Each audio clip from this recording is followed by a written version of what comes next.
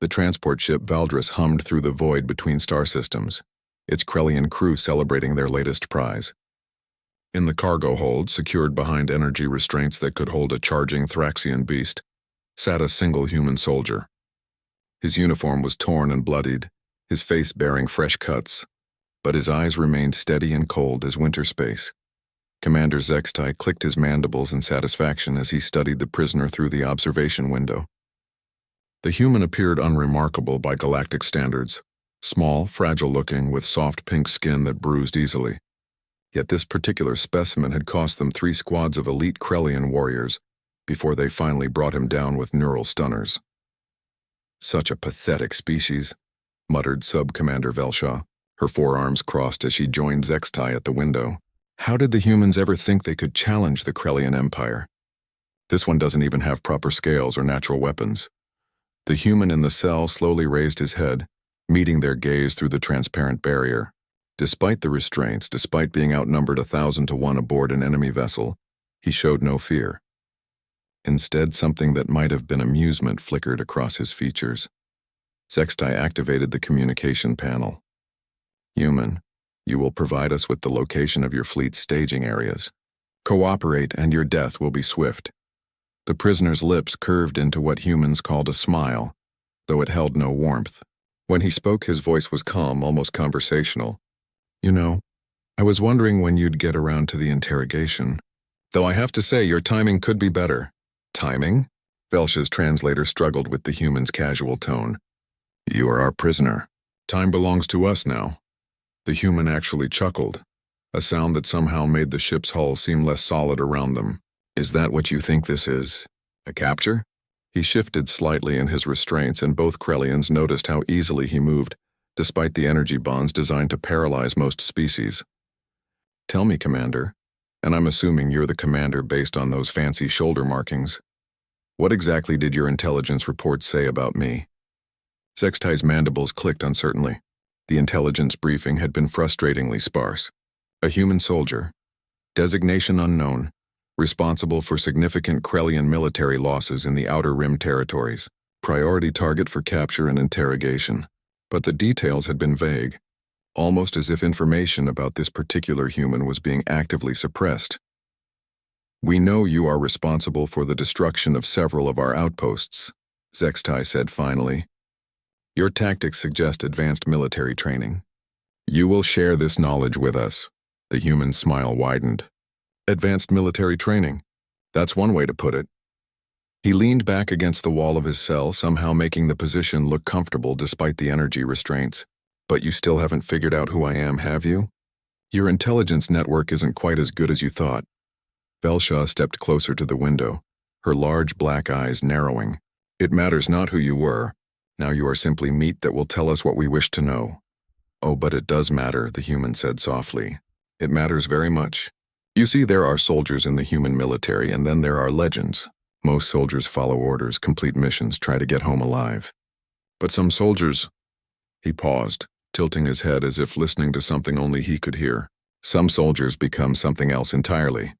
The ship's internal communication system crackled to life. "Commander Zextai to the bridge. Commander Zextai to the bridge immediately." Zextai's mandibles clicked in irritation. "Continue monitoring the prisoner," he ordered Velshaw. "I will return shortly."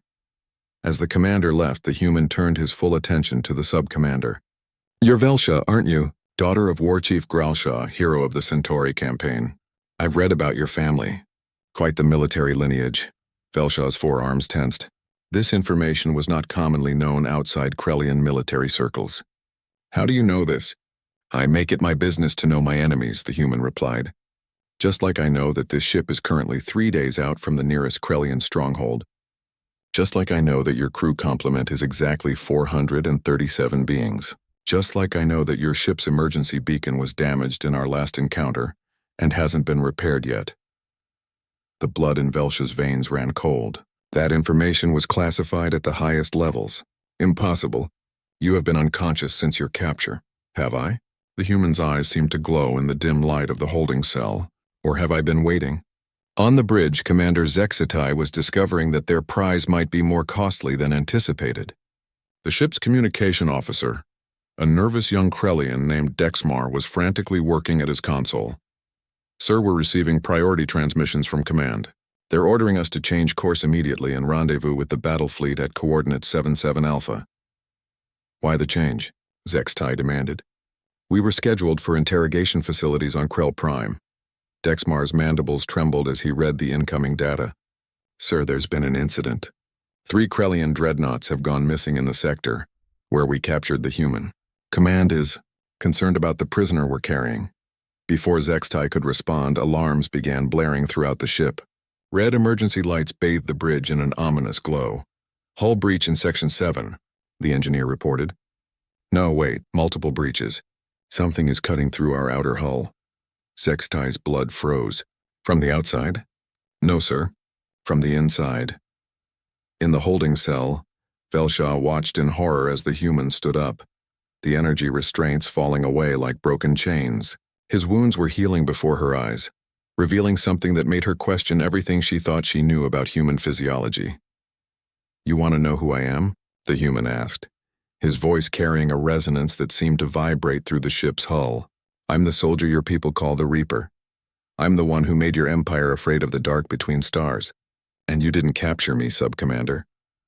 The lights in the holding area flickered and died, leaving only the red glow of emergency power. In that crimson darkness, the human's eyes blazed like twin stars. "I boarded your ship." The Valdris shuddered as something massive moved through its corridors. Emergency klaxons wailed like dying beasts while Velshaw pressed herself against the observation window, watching the empty cell where their prisoner had been moments before. The energy restraints lay in smoking ruins, their advanced Krellian technology somehow overloaded and destroyed. On the bridge, chaos reigned. Zextai barked orders while his crew scrambled to understand what was happening to their ship. The hull breach sensors were going insane, reporting impossible readings, damage that seemed to move and spread like a living thing. "Sir, we're getting reports from Deck 12, Communications Officer Dexmar called out, his voice cracking with fear. "Security Team Beta is... they're not responding." "Define not responding," Zextai demanded, though part of him dreaded the answer. "They were investigating a disturbance near the armory. Their last transmission was..." Dexmar paused, listening to his headset. "Screaming, sir?" "Just screaming." The main view screen flickered to life, showing internal camera feeds from throughout the ship. What they saw made even the hardened Krellian warriors take a step back. Bodies of their crew members lay scattered in corridors like broken dolls. But there were no energy weapon burns, no signs of conventional combat. Instead, they appeared to have been torn apart by something with impossible strength. "How is one human doing this?" Velsh's voice came over the intercom from the holding area. "Sir, you need to see the security footage from the prisoner's cell." The screen switched to show the moments before the alarms began. They watched their human prisoner stand calmly, the restraints simply falling away. But that wasn't the most disturbing part. As the recording continued, they could see his wounds closing, his torn uniform somehow repairing itself, and his entire posture changing from that of a captured soldier to something else entirely, something predatory. "Genetic enhancement," breathed the ship's science officer, an elderly Krellian named Vorthak.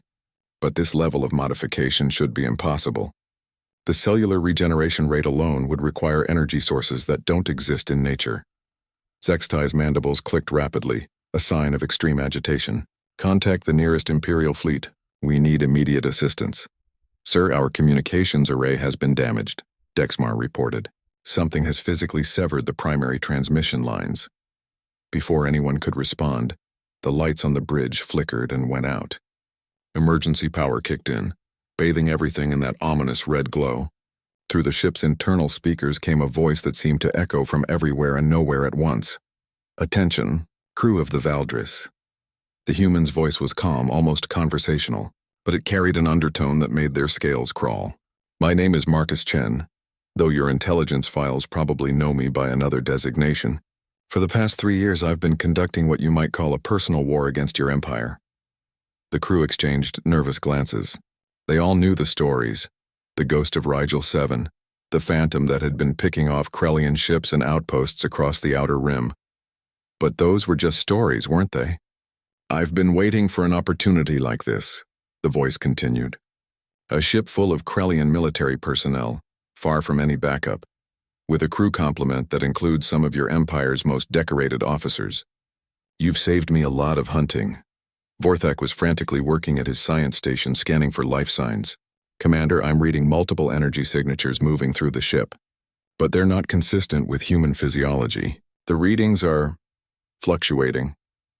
That's because I'm not entirely human anymore, came the voice as if the Reaper could hear their every word. Your Empire's experiments on captured human soldiers had some unexpected side effects. I suppose I should thank you for that.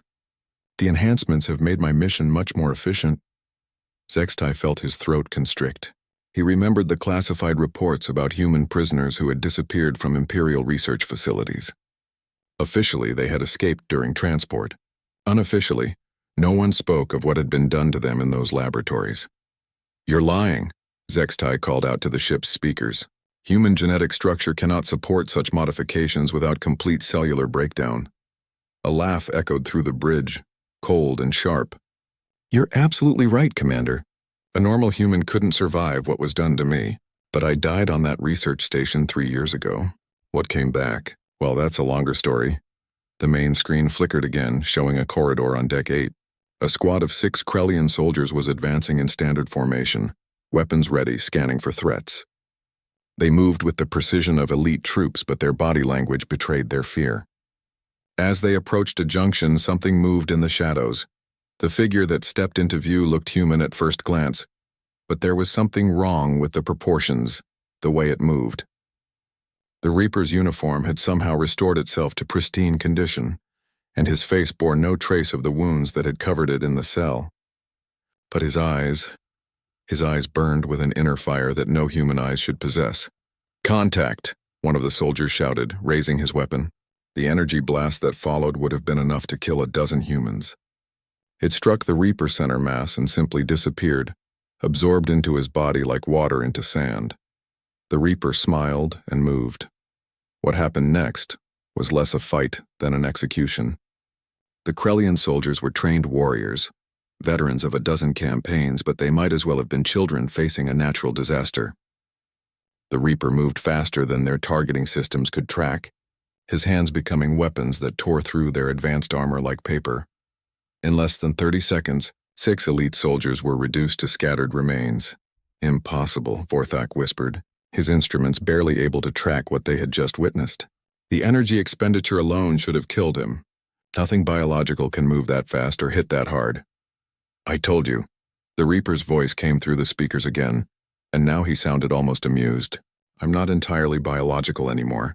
Your scientists were very thorough in their modifications. They just forgot to include an off switch. Zextai made a decision that went against every instinct of his warrior culture. All crew to emergency pods. Abandon ship immediately. I'm afraid I can't allow that, the Reaper said. You see, this ship is going to serve a very specific purpose. It's going to deliver a message to your Empire about what happens when you cross certain lines. The escape pod bay doors had been welded shut with what appeared to be bare hands. The metal was twisted and fused in patterns that suggested incredible heat and pressure, applied with surgical precision. Besides, the voice continued, you still haven't figured out the best part. This isn't just about revenge for what your people did to me. This is about what's coming next. On the bridge, Vorthak's scanners detected something that made his blood run cold. Commander, I'm reading multiple human ships approaching our position. 3? No, 5 vessels moving at speeds that should be impossible. The main screen switched to external view, showing sleek ships that seemed to bend light around them as they approached. They bore no markings, no identification, but their design was clearly human in origin. You wanted to know about human military capabilities, the Reaper said, his voice now coming from directly behind them. The bridge crew spun around to find him standing among them, having somehow bypassed every security system on the ship. Let me introduce you to my fleet. The bridge of the Valdris fell silent except for the soft hum of failing life support systems. Commander Zextai found himself staring at the human who now stood casually among his crew, hands clasped behind his back like an instructor addressing students. The Reaper's presence seemed to fill the space, making the large bridge feel cramped and oppressive. 5 ships, Zextai said slowly, his warrior training helping him maintain some semblance of composure. That's not a fleet. That's barely a patrol squadron. The Reaper's smile never wavered. "You're thinking in terms of conventional warfare, Commander. Numbers, firepower, fleet formations, but those 5 ships represent something your Empire has never encountered before." He gestured toward the view screen, where the approaching vessels had stopped just outside weapons range, holding position like predators watching their prey. Science Officer Vorthak was frantically scanning the mysterious ships, his instruments providing readings that made no sense. "Commander, I'm detecting massive energy signatures from those vessels, but their hull composition it's not showing up on any of our databases, and the power output readings are impossible for ships that size." "That's because they're not really ships in the traditional sense," the Reaper explained, moving to stand beside Vorthak's station. The elderly Krellian recoiled, but there was nowhere to retreat. "There's something new. Something your species helped create through your experiments on my people." Velsha's voice crackled through the intercom from the holding area. "Sir, there are more of them. Humans. They're materializing throughout the ship." The main screen split into multiple feeds showing various sections of the Valdris. In corridor after corridor, figures in black combat gear simply stepped out of shadows that shouldn't have been deep enough to hide them. Each figure moved with the same predatory grace as the Reaper, and each bore the same burning eyes that suggested something far beyond normal human enhancement. "Teleportation technology?" Sextai asked, though his voice lacked conviction.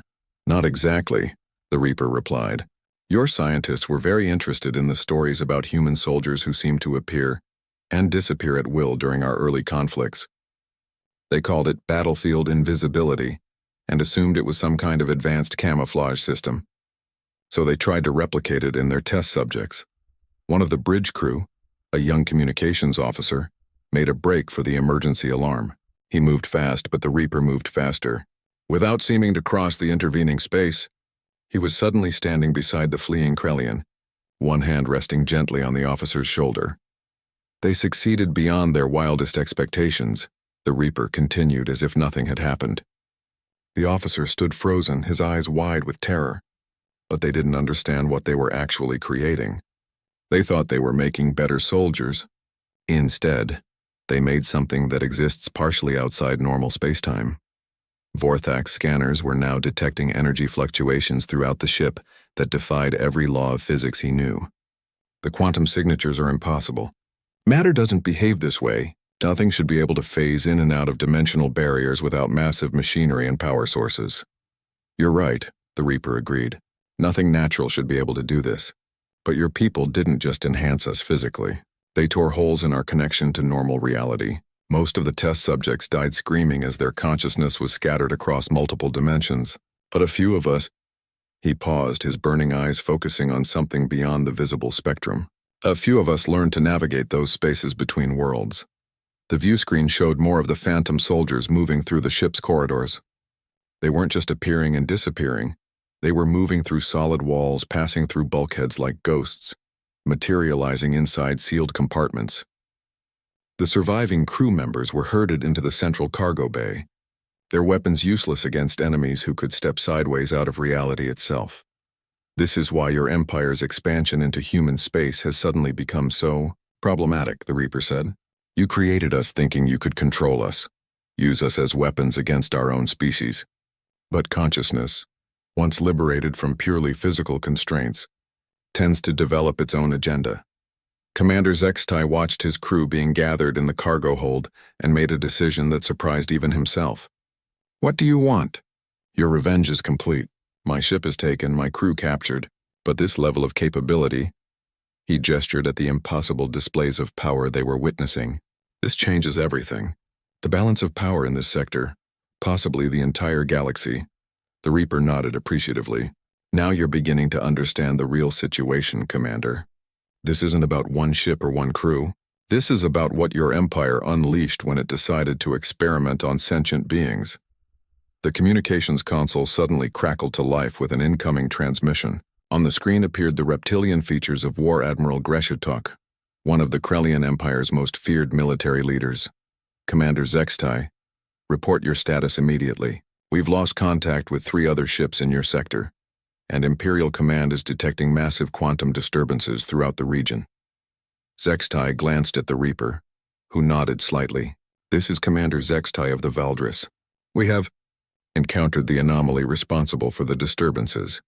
Elaborate immediately. Is it a weapon? A natural phenomenon? It's a new form of warfare, Admiral. The humans have developed capabilities that our current tactical models cannot address. The War Admiral's eyes narrowed. Impossible. Human technology is decades behind our own. They barely achieved interstellar flight before we made contact. The Reaper stepped into view of the communication screen. War Admiral Gretto's reaction was immediate. His scaled features went pale and his hands instinctively reached for weapons that weren't there. Admiral, the Reaper said conversationally, I believe we have some mutual acquaintances. Dr. Valdris, chief researcher at Station Omega-7, Commander Krell, head of the Enhanced Interrogation Division. They spoke of you often during my education. Gretto's voice was barely a whisper. Project Wraith was terminated. All subjects were confirmed deceased. Death, the Reaper mused, is a much more fluid concept than your people realized. When you tear someone's consciousness apart and scatter it across multiple dimensions, sometimes the pieces find ways to reassemble themselves, usually in configurations that the original designers never intended. The screen flickered as one of the phantom soldiers materialized directly behind the War Admiral on his own bridge. Gretto spun around, his weapon drawn, but the figure had already vanished back into whatever impossible space it occupied. We're already aboard your flagship, Admiral. We've been aboard for the past 6 hours, learning your fleet dispositions, your supply lines, your strategic weaknesses. Your Empire's expansion into human space ends today. The communication cut off abruptly. The bridge of the Valdris was silent except for the labored breathing of the Krellian crew and the soft hum of alien technology that somehow kept functioning, despite everything they had witnessed. You're going to destroy the entire fleet, Zextai said. It wasn't a question. Destroy? The Reaper shook his head. That would be wasteful. No, Commander, we're going to convert them. Your ships, your technology, your crew, they're all going to serve a new purpose. The human species is about to reclaim our rightful place in the galaxy, and your Empire is going to help us do it. The cargo hold of the Valdris had become an impromptu prison for its former crew. 437 Krellian soldiers, officers, and support staff huddled together in the vast space. Their weapons confiscated, their armor stripped away. They were guarded by figures that seemed to shift in and out of visibility. Human shapes that cast no shadows and made no sound when they moved. Commander Zextai stood near the center of the group, his military bearing intact despite their circumstances. Beside him, Subcommander Velsha kept scanning their guards, trying to understand what they were facing. The human figures appeared solid enough, but something about their presence felt wrong, as if they were viewing them through distorted glass. They're not entirely in our dimension, Science Officer Vorthak whispered, his instruments somehow still functioning despite being separated from his station. The quantum readings suggest they exist in a state of dimensional flux. It's as if they're standing on the border between our reality and somewhere else. One of the guards turned toward them, and Velsha felt her blood freeze. The figure's face was human in shape, but wrong in subtle ways. The proportions slightly off, the eyes too bright, the expression carrying knowledge that no living being should possess. We can hear everything you say, the guard spoke, its voice carrying harmonics that seemed to resonate in frequencies beyond normal hearing. Sound, thought, intention. When you exist partially outside linear space-time, the boundaries between these things become fluid. The main door to the cargo hold opened, and the Reaper entered. He looked more human now than he had on the bridge, but there was still something unsettling about his presence. He moved through the crowd of prisoners, and they instinctively parted before him, creating a clear path to where the senior officer stood. I apologize for the accommodations, he said, his tone genuinely apologetic, but we needed time to prepare your ship for its new role. The modifications are nearly complete. What modifications? Zextai demanded, falling back on his military training to maintain some semblance of authority. The Reaper gestured toward the walls of the cargo hold. Your ship was built for conquest, Commander. Powerful weapons, strong armor, fast engines, everything needed to project Imperial power across the galaxy. But it was designed with certain assumptions about the nature of warfare, assumptions that are no longer valid. As he spoke, the walls around them began to change. The solid metal bulkheads became translucent, revealing complex crystalline structures growing throughout the ship's interior. The crystals pulsed with soft light, creating patterns that seemed to shift and flow like living things. Biomechanical integration, Vorthak breathed.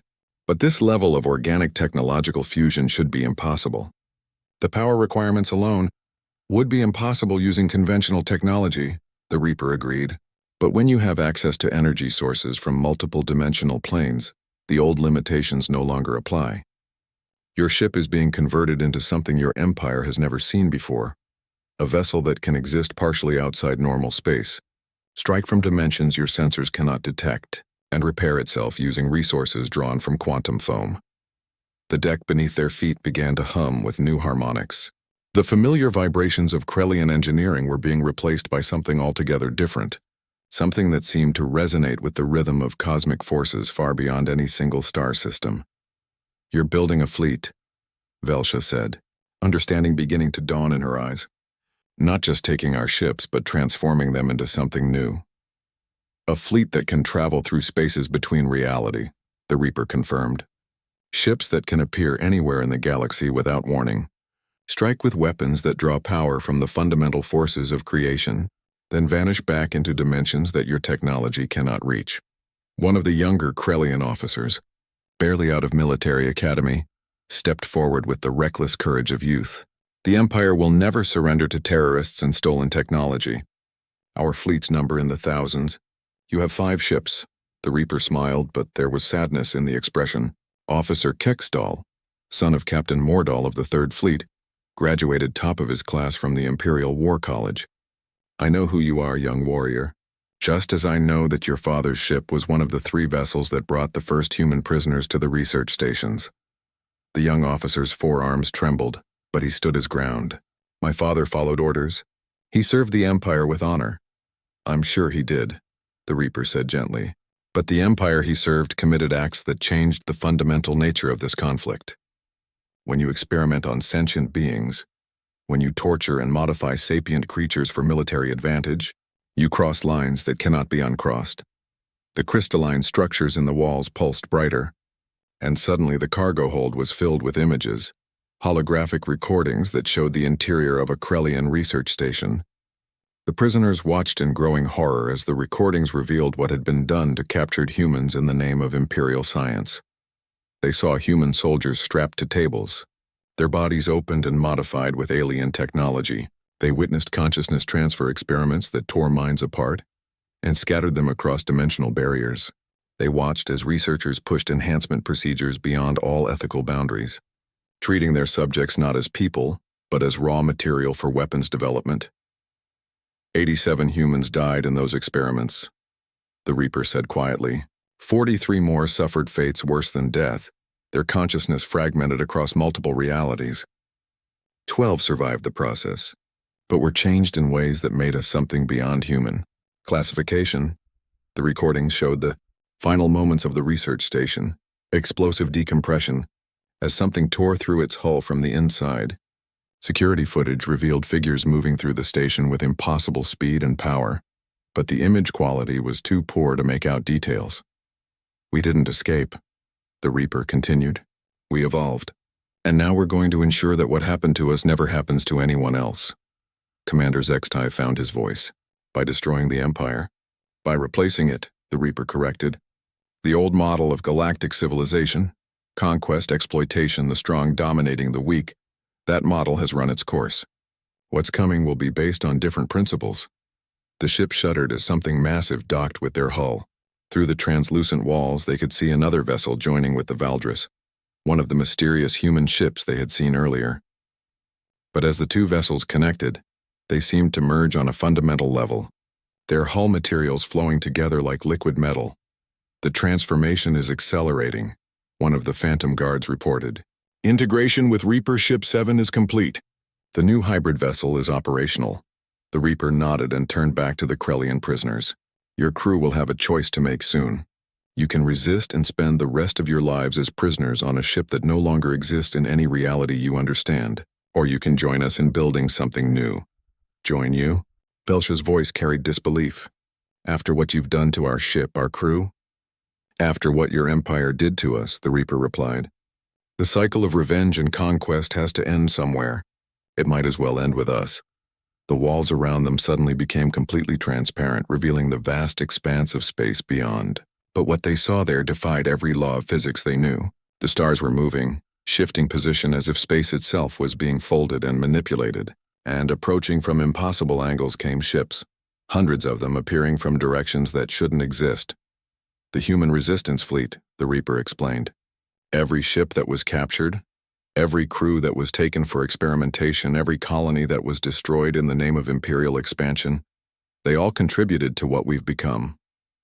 And now we're bringing that accumulated pain and power back to reshape the galaxy. The approaching fleet wasn't just human vessels, they realized. Many of the ships bore Krellian designs but transformed and enhanced in ways that made them seem alive. Others appeared to be hybrids of multiple species technologies, fused together into configurations that should have been impossible. "You're not conquering the Empire," Zextai said, understanding finally dawning. "You're converting it." War Admiral Gretto stood on the bridge of his flagship Dominator, watching his tactical displays with growing disbelief. In the past 6 hours, 17 Krellian vessels had simply vanished from sensors. Not destroyed, vanished. Their transponder signals continued transmitting, but from locations that couldn't be plotted on any three-dimensional map. "Admiral, we're receiving a transmission from the Valdris," his communications officer reported. "But the signal is coming from coordinates that show empty space." "Impossible. Show me." The main screen flickered to life, revealing the familiar bridge of Commander Zextai's ship. But everything was wrong. The walls seemed to breathe with organic light. Crystalline formations had replaced standard equipment, and the air itself shimmered with energy that made the image difficult to focus on. Commander Zextai appeared on screen, but he looked different. His scales had taken on a faint luminescence, and his eyes held depths that suggested knowledge of things beyond normal Krellian experience. "Admiral Gretto," Zextai's voice carried new harmonics, frequencies that seemed to resonate in dimensions beyond sound. "I am transmitting new fleet coordination protocols. Commander, report your status immediately. What is your tactical situation?" Zextai's expression remained calm, almost serene. "The tactical situation has evolved beyond traditional parameters, Admiral. My crew and I have been offered an opportunity to participate in something unprecedented. The birth of a new form of interstellar civilization." Behind Zextai, the bridge was filled with figures that moved between human and Krellian forms, their shapes seeming to shift based on the viewer's perspective. At the center of this impossible gathering stood the Reaper, his presence somehow making the entire scene more real rather than less. "You've been compromised," Gretto stated flatly. "Your ship is under enemy control." "On the contrary," Zextai replied. "My ship has been liberated from the limitations of single-dimensional existence. We can now travel through spaces that conventional physics cannot describe, draw energy from quantum sources that make our old fusion reactors look like burning sticks, and perceive threats and opportunities across multiple layers of reality." The Reaper stepped forward, and when he spoke, his words seemed to come from every speaker on Gretto's ship simultaneously. "Admiral, your fleet is surrounded by vessels operating from 17 different dimensional phases. Your weapons cannot target what exists outside your perception of space-time. Your sensors cannot track movement through quantum foam layers. Your strategic doctrine is based on an understanding of warfare that became obsolete the moment your empire decided to experiment on consciousness itself." Gretto's tactical officer was frantically working his instruments. "Sir, I'm detecting massive energy signatures throughout the fleet, but they're not registering as weapons or ships. It's as if space itself is becoming unstable around us." "Unstable is the wrong word," the Reaper corrected, somehow hearing their bridge conversations. "Space is becoming fluid, flexible, responsive to consciousness, trained to navigate multiple realities simultaneously." On the screen, other Krellian officers began appearing alongside Zextai. Commander Yellmarks of the Devastator, Captain Krell Soon of the Iron Talon, dozens of senior officers from throughout the fleet, all bore the same luminescent scales, the same impossible depth in their eyes. "They've joined us voluntarily," Zextai explained to his increasingly horrified admiral. "Once they understood what we were offering, evolution beyond the constraints of purely physical existence, the choice became obvious." "This is impossible," Gretto's science officer reported. Consciousness cannot exist independently of physical brain structures. Mental processes require specific neural architectures that cannot be transferred or enhanced beyond biological limits. Subcommander Velsha materialized on the screen beside Zextai, her forearms moving in patterns that seemed to bend light around them. Science Officer Morthek, your assumptions are based on an understanding of consciousness that your own empire's experiments proved incorrect. When you fragment a mind across multiple dimensional layers, you discover that awareness is far more fundamental than any physical substrate. Around Greshtak's ship, space began to change. What had appeared to be empty void now revealed structures, massive crystalline formations that seemed to grow from nothing, reaching across impossible distances to connect distant points in space. The formations pulsed with the same organic light they had seen aboard the transformed ships. A dimensional infrastructure. Vorthak's voice came through the communication from aboard the Valdris. We're building a network that allows instantaneous travel and communication across galactic distances. Ships can enter the network at any point and emerge anywhere else, bypassing the limitations of conventional faster-than-light travel. The implications hit Greshtak like a physical blow. You're creating a transportation system that spans the entire galaxy. Not just transportation, the Reaper said. Communication, resource sharing, collective consciousness networking. Every ship, every station, every individual who joins the network becomes part of a greater intelligence while retaining their unique perspective and autonomy. Greshtak watched his tactical displays as more of his ships began reporting strange phenomena.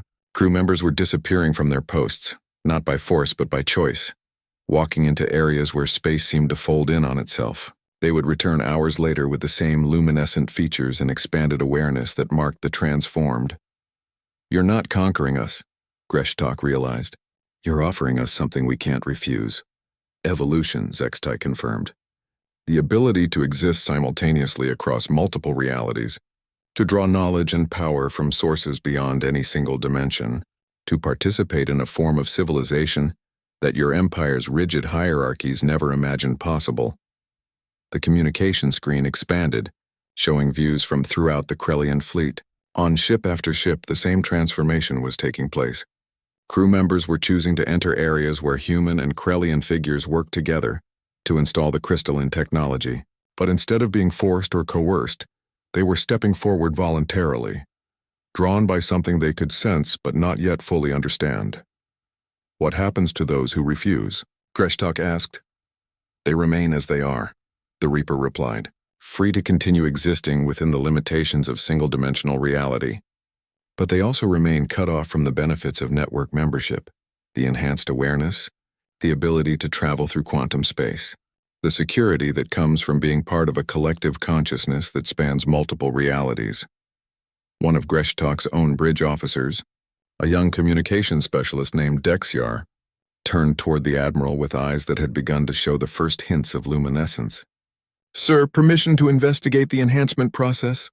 The network it's beautiful.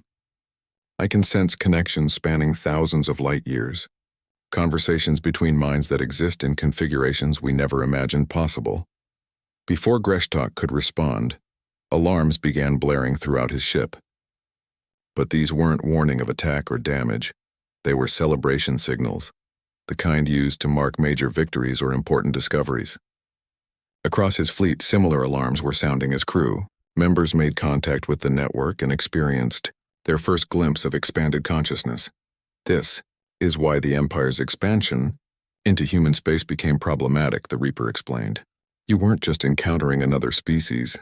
You were encountering the foundation of something that would transform the entire galactic community. Your experiments on our people accelerated the process, but they didn't create it. They just gave us the motivation to share what we had discovered. The screen showed a view of space around the fleet that defied every law of physics Greshtak knew. Ships were moving through crystalline tunnels that stretched between stars, emerging in distant systems instantaneously. The rigid formations of Imperial fleet doctrine had been replaced by organic patterns that flowed and adapted like living things. Join us, Admiral, Zextai said, his voice carrying genuine warmth. Help us build something worthy of the galaxy's potential. Greshtak looked around his bridge at officers who were already beginning to change, their expressions filled with wonder at perceptions he couldn't yet share. He thought of the Empire's long history of conquest and domination, of the countless species that had been subjugated or destroyed in the name of Krellian supremacy. And then he thought of what lay beyond the boundaries of everything he had ever known. 3 months after the transformation of War Admiral Gretto's fleet, the Krellian imperial capital of Krell Prime buzzed with unprecedented activity. The massive planet-spanning city that had served as the administrative heart of a galactic empire now found itself at the center of something entirely different.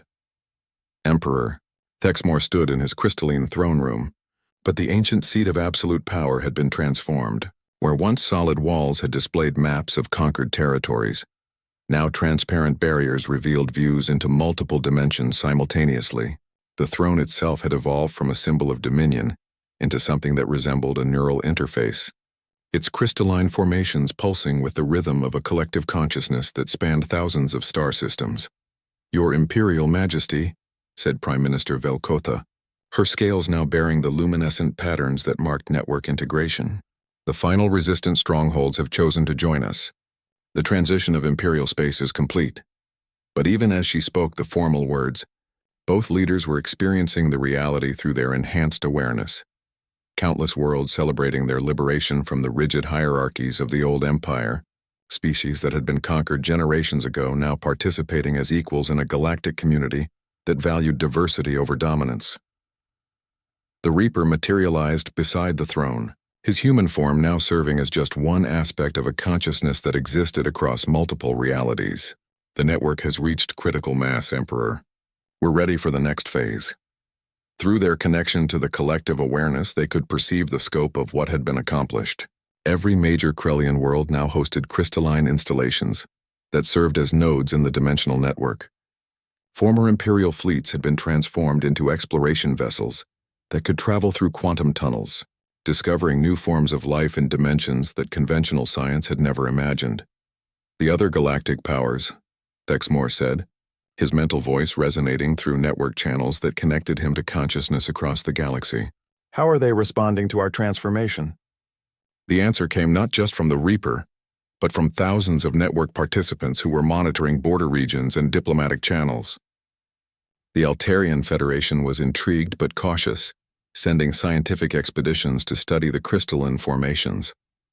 The Zephyrian Collective had requested formal contact, their hive mind structure making them naturally compatible with network consciousness.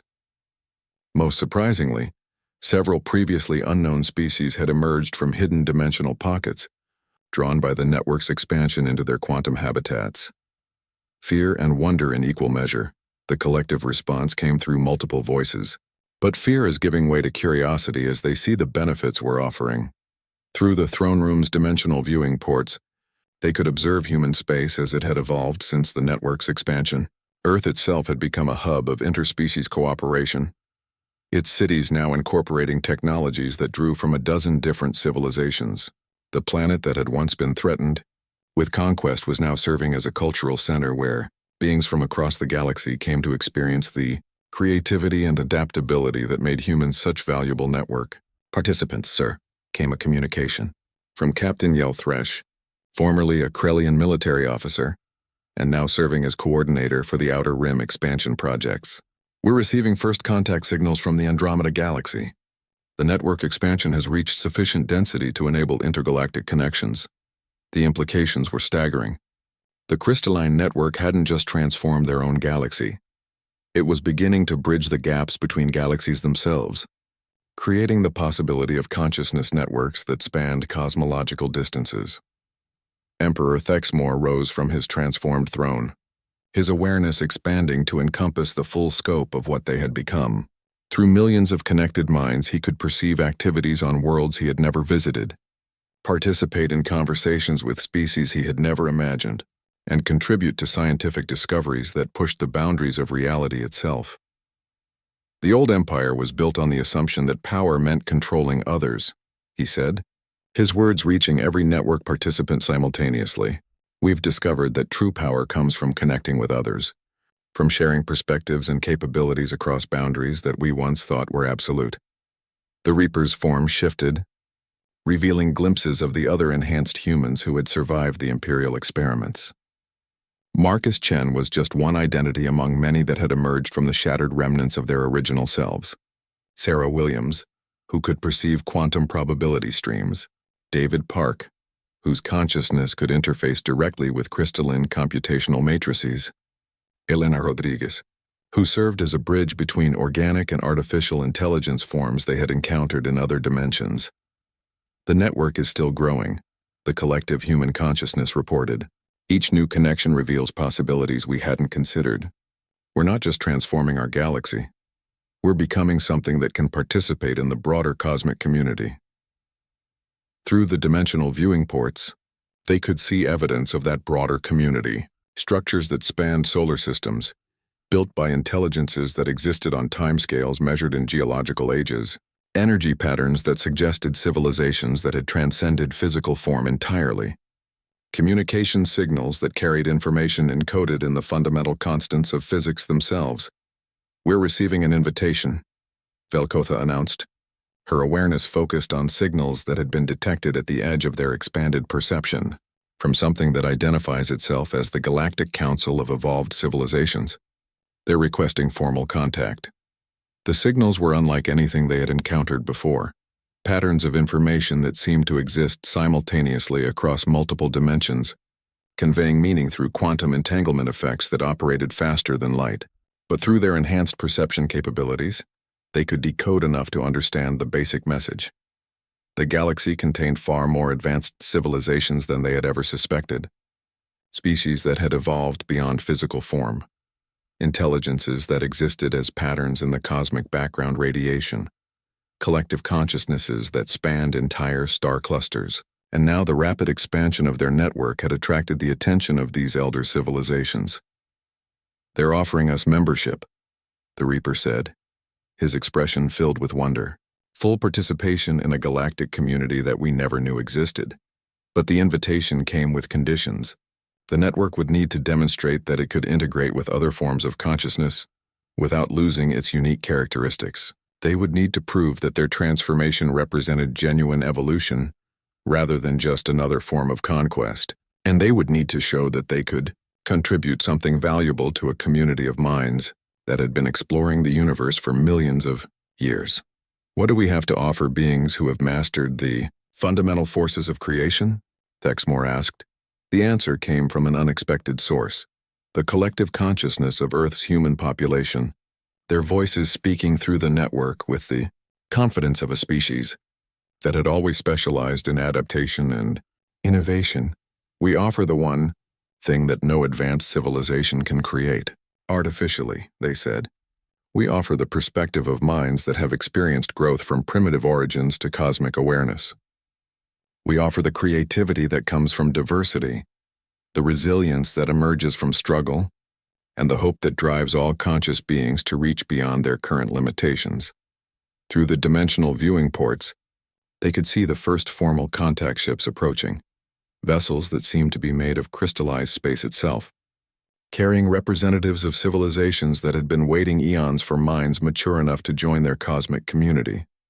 "The real journey," the Reaper said, "is just beginning." Emperor Thexmore felt the weight of history settling around them. The Krellian Empire had ended not in defeat or collapse, but in transformation into something greater than its founders had ever imagined.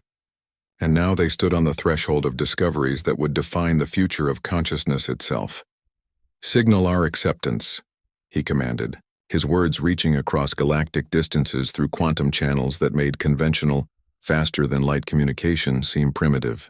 "Let them know that we're ready to take our place among the stars." 1 year after first contact with the Galactic Council of Evolved Civilizations, the being who had once been Marcus Chen stood on the observation deck of the transcended vessel Unity of Consciousness. The ship existed simultaneously in 17 different dimensional phases, its crystalline hull drawing energy from quantum fluctuations that permeated the spaces between realities. Around him, the transformed galaxy pulsed with activity that would have been incomprehensible to earlier civilizations. Massive ring structures connected star systems in webs of crystalline pathways, allowing instant travel across distances that had once required months to traverse. Space itself had become alive, responsive to the collective will of trillions of networked minds working in harmony. The integration is proceeding faster than we anticipated, reported the consciousness that had once been Emperor Thexmore.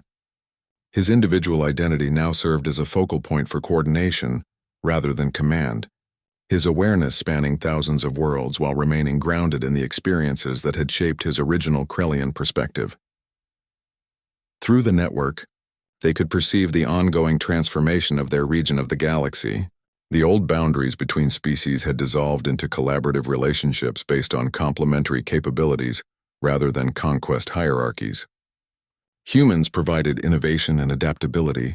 Krellians contributed military precision and organizational skills, while dozens of other species offered their own unique perspectives and abilities.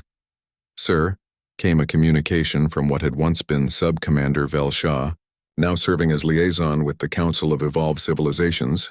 "We're receiving updated protocols for the next phase of integration. The Council is ready to begin sharing technologies that operate on cosmological scales." The implications were staggering. The elder civilizations had mastered abilities that treated entire star systems as basic components. Technologies that could manipulate the fundamental constants of physics within localized regions, and consciousness expansion techniques that allowed individual minds to encompass awareness on galactic scales. But perhaps most remarkably, these ancient beings had remained genuinely interested in what their young network could contribute. The combination of human creativity, Krellian organizational ability, and the unique perspectives of dozens of other species had produced innovations that even civilizations millions of years old found valuable. "They want us to participate in the Andromeda integration project," Valdris continued. "First contact with our neighboring galaxy has revealed consciousness forms that none of the Council civilizations have encountered before. They believe our network's adaptation capabilities make us ideal ambassadors. Through the dimensional viewing ports, they could observe the early stages of the project. Massive crystalline structures were being grown in the void between galaxies, creating bridges that would allow consciousness transfer across distances measured in millions of light years. The engineering involved forces that treated galactic clusters as construction materials. But the real complexity lay in creating communication, protocols that could function between radically different forms of awareness. The Andromedans exist as patterns in dark matter structures, the collective scientific consciousness reported. They've never encountered beings based on conventional matter, just as we've never imagined consciousness that could use gravity wells as neural networks. The translation challenges are unprecedented. Marcus Chen's enhanced awareness touched briefly on the irony of their situation. 3 years ago, he had been a captured human soldier facing torture and death at the hands of an alien empire. Now he was helping to coordinate first contact between galaxies, his consciousness serving as a bridge between forms of awareness that spanned cosmological distances. "The Council representatives are arriving," announced the Navigation Collective.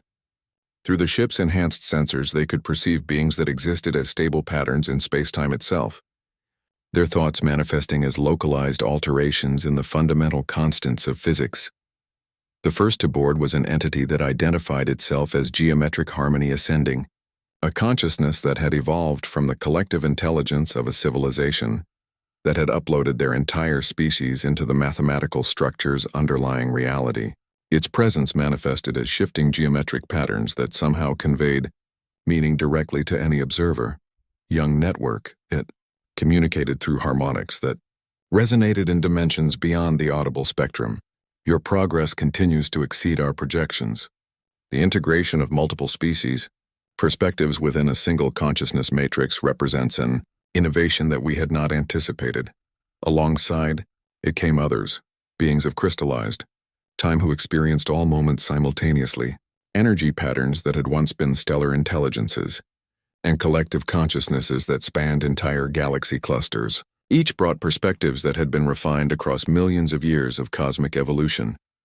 "We are honored by your presence," the network replied through millions of coordinated voices, "but we remain uncertain about our readiness for the responsibilities you're offering us." Geometric harmony ascendings. Response manifested as a pattern of mathematical beauty that somehow conveyed amusement and approval simultaneously. "Readiness is not the criterion, young network. Growth potential is. Your species have demonstrated the ability to transform conflict into cooperation, to convert conquest hierarchies into collaborative networks. These are abilities that become more valuable as consciousness expands to cosmic scales. Through the network's expanded awareness, they could perceive the true scope of what they were being invited to join.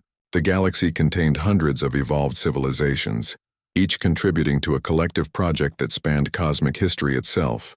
They were attempting to understand the ultimate nature of consciousness, to explore whether awareness could transcend even the boundaries of physical reality. The universe is much larger and stranger than any single civilization can comprehend, communicated an entity that existed as organized patterns of quantum vacuum fluctuations, but consciousness working together can achieve understanding that no individual mind could reach. This is why the network principle that you have discovered is so valuable. Marcus Chen felt his awareness expanding as the full implications of their situation became clear.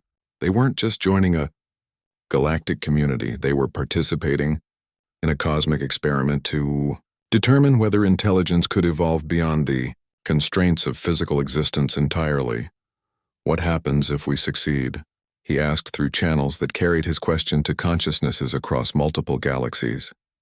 The answer came from everywhere and nowhere, a collective response from beings who had been working toward this goal for eons beyond counting.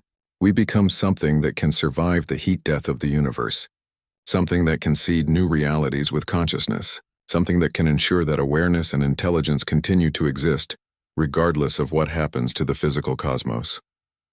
Around them, the galaxy continued its transformation.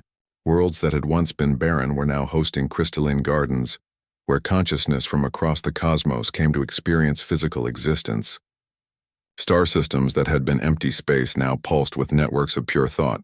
The Milky Way itself was becoming a single vast mind, composed of trillions of individual perspectives working in harmony toward goals that transcended any single species' imagination.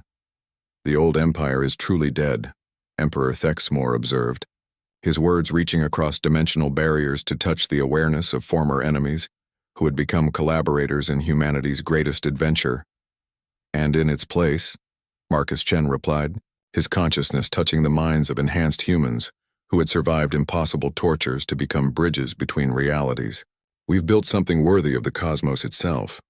Through the network, they could sense the approach of new challenges and opportunities. Other galaxies were beginning to respond to their contact attempts.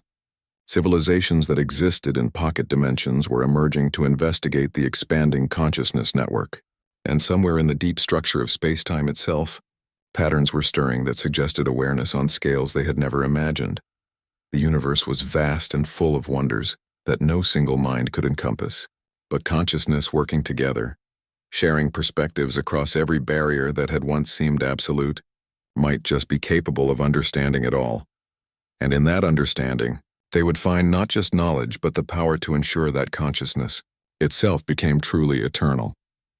The journey that had begun with a captured soldier in an alien prison cell had become humanity's gift to the cosmos, the discovery that no mind need ever be alone, that every perspective had value, and that consciousness working in harmony could achieve literally anything.